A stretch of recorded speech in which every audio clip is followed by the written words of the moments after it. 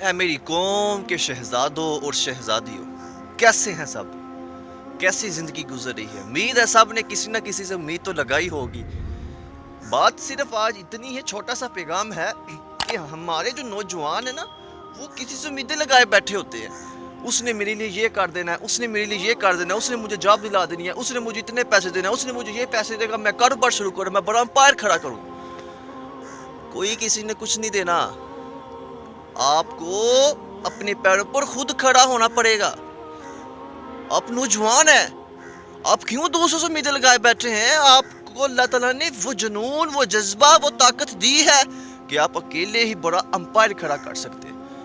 لیکن اصل میں ہم ہمت ہار جاتے ہیں، ہم ڈر جاتے ہیں، ہمارے اندر خوف آ جاتے ہیں، ہمارے اندر لوگوں کی باتیں آ جاتی ہیں کہ لوگ کیا کہیں گے۔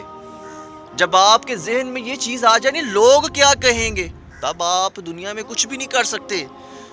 دنیا میں بڑا سے بڑا کامیاب شخص دیکھ لے، باتیں ہوئیں ان کے خلاف تنقیدیں ہوئیں، لیکن پیچھے نہیں ہٹے۔ ہمارے لیے جو سب سے ایک نمونہ جو مثال ہے، وہ ہمارے نبی کریم صلی اللہ تعالی علیہ وسلم ہے۔ ان کے اوپر کتنے ظلم ڈھائے گئے، کفار نے ان پر کتنے ظلم کیے، کفار نے ان پر کتنی مصیبتوں کو جو ان کے اوپر نازل کیا، لیکن کیا تھا؟ انہوں نے صرف پیغام پہنچانا تھا، دین کا پیغام پہنچانا تھا، انہوں نے پہنچایا اور اچھے طریقے سے پہنچایا۔ اور اسی وجہ سے آج یہ امت، ان کی جو امت ہے، ایک اچھے طریقے سے مسلمان ہے اور اچھی دین کی طرف لگی ہوئی ہے۔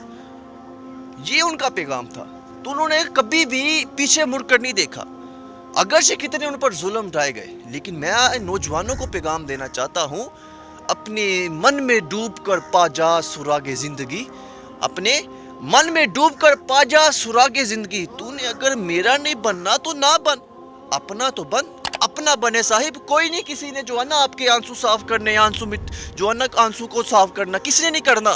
آپ نے اپنے رونا دھونا خود کو سنانا ہے، اپنے آنسو خود صاف کرنے ہیں۔ کوئی بھی یہاں پر نہیں ہے کسی کے آنسو صاف کرنے والا۔